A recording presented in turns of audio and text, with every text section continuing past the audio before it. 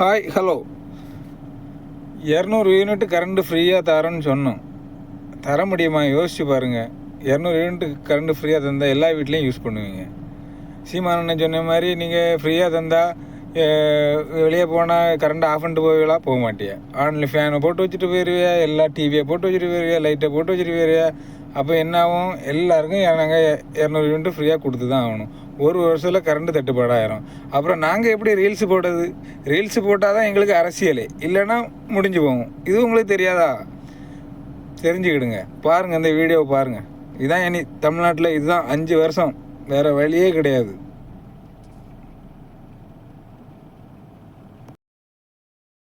அடிக்கடி மின்சாரம் துண்டிக்கப்படுவதாக கூறி மின்சார வாரியத்தை கண்டித்து பொதுமக்கள் போராட்டத்தில் ஈடுபட்டனர். கோடை வெப்பத்தில் தவிக்கும் நிலையில் இரவில் மின்வெட்டு ஏற்பட்டால் எப்படி வாழ முடியும் என கூறி மறியலில் ஈடுபட முயன்றனர்.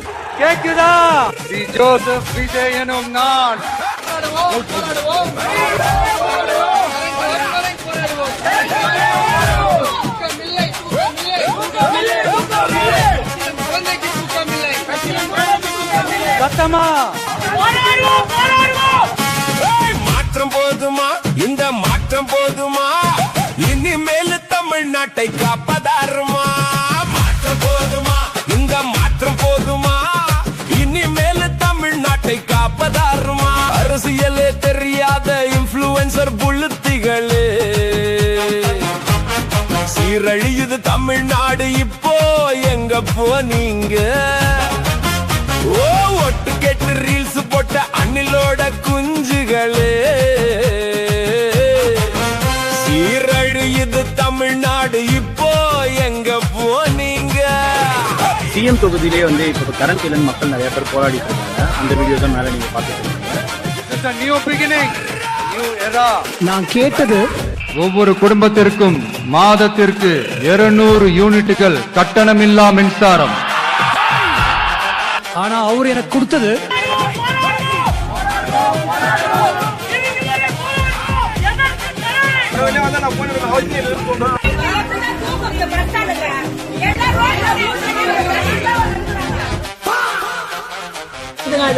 நைட்டும் அப்படிதான் கரண்ட் போயிடுச்சு. இந்த மாதிரி போனா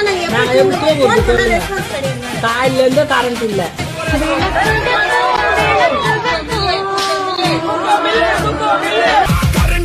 விசில எடுத்து புரண்டிக்கிட்டு அடிச்சா குப்பனா விசிறி எடுத்து எங்க அறையில் வீசுவான்.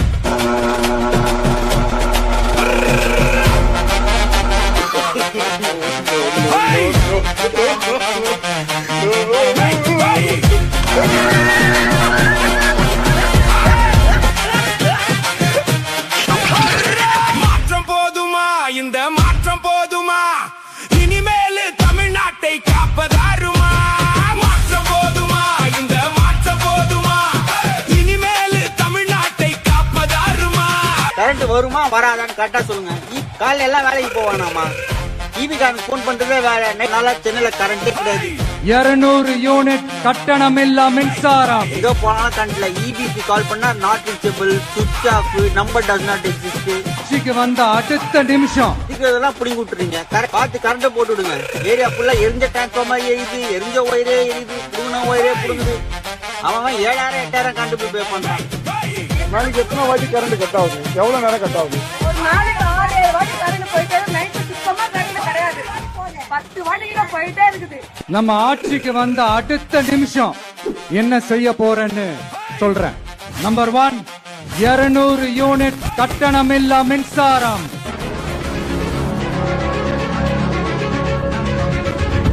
தீபங்கள் பேசும் இது கார்த்திகை மாசம்.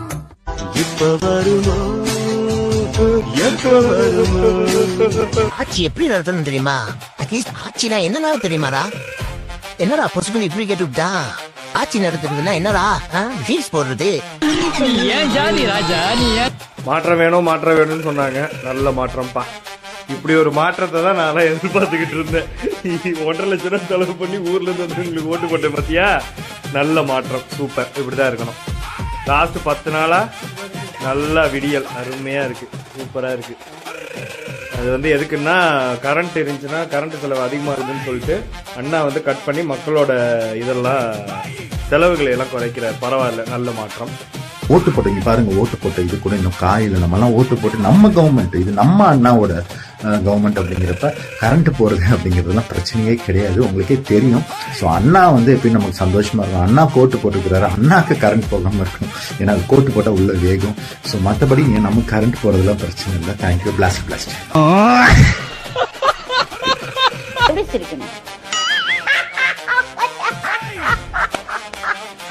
அப்படியெல்லாம் சிரிக்க கூடாது, அப்படியெல்லாம் பண்ணக்கூடாது. நல்லா வாயை அடக்கி இவ்வளவுதான் சிரிக்கணும், வாய் இவ்வளவுதான் போகணும்.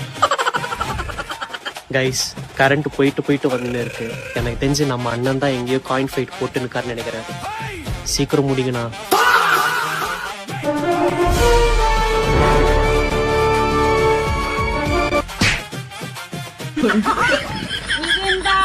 மிருந்தாங்க நீ சிந்து வந்து கொந்துரா பந்தோடி பொம்பாங்காலும் பந்துர சிந்து கொந்துராம்.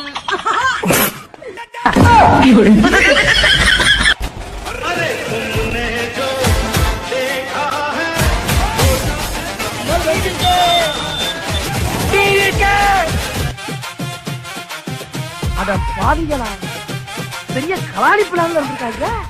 சூப்பரான ஒரு நல்லாட்சி என்னால கொடுக்க முடியும், செஞ்சு காட்டுறேன். பாலியல் கொடுமை நடந்தும் கூட வெளியில் விடுவது விடுதலையா? பெண்ணின் கற்பை சூறை செய்தால் சூரியன் வருமுன் விடுதலையா? பள்ளி பயிலும் பிள்ளை கையில் வன்முறை வளர்ப்பது விடுதலையா? கூட்டம் கூடி ஓட்டு வாங்கி ஏமாற்றம் தான் விடுதலையா? கொலைக்கும் இங்கு விடுதலையா? கொள்ளைக்கும் விடுதலையா? எல்லை தாண்டி மீன் பிடித்தால் மீனவன் நிலைமை விடுகதையா? கொள்கைகள் சரியில்லையா? கோட்பாடும் புரியலையா? எல்லாம் இங்கு சரியா இருந்தும் சட்டம் படித்தவன் சரியில்லையா? செய்ததை மறக்கும் கூட்டமா? செத்து மடிந்தது போதுமா? சொத்து சேர்த்து வைப்பவன் மட்டும் பறவையா பறந்தால் நியாயமா? ஒரு நாள் கூத்து போதுமா? நீ உன்னை விற்றது நியாயமா? கூட்டம் கூடி ஓட்டு வாங்கி ஏமாற்றம் தான் மீதுமா? பாலியல் கொடுமையால நரபலிகள் நடக்குது. ஓடு காலி விஜய் வந்தா மீட்டு உசுர கொடுப்பான்.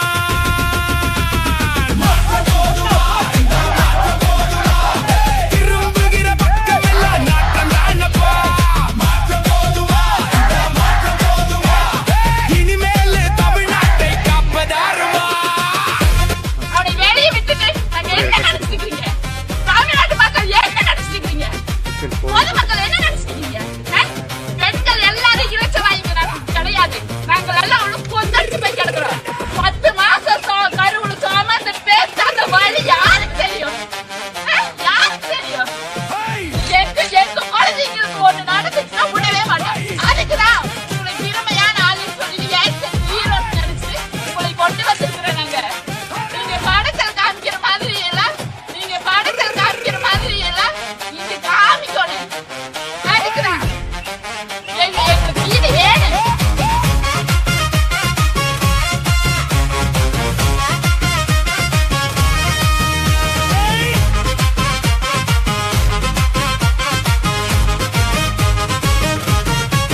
கமெண்ட் பாக்ஸில் கதை அழக்கும் மூளை தீஞ்ச லூசுகளே. ஊமை கொட்டான் டூப்பு ஸ்டார் வாயை எப்ப திறப்பான்?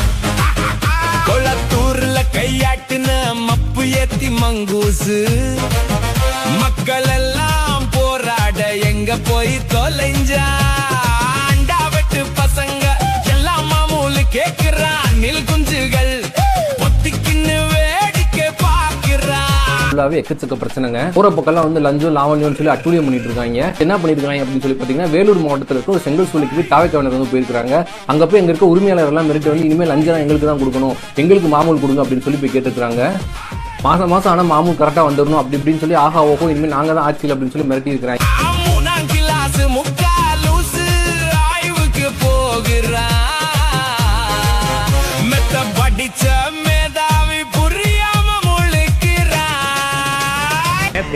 வேற என்னமோ மாதிரி இருக்கு. இவன் படுத்திருக்கான். என்ன டாக்டர், டிக்கெட் வாங்கிட்டு உள்ள விட்டீங்களா? எல்லாரும் முகமூடி கொள்ளக்கார மாதிரி இருக்கிறாங்க. இதுல யார் dean? What is happening here? போதுமா இந்த மாற்றம் போதுமா? திரும்புகிற பக்கம் எல்லாம் நாற்றம் தானப்பா. போதுமா இந்த மாற்றம் போதுமா? இனிமேல் தமிழ்நாட்டை காப்பதாருமா? எனக்கு வந்து ஒரு அமைச்சர் ஒரு வாய்ப்பு கொடுத்துருக்காங்க. சுற்றுலாத்துறை அமைச்சரா. மாற்றம் போதுமா?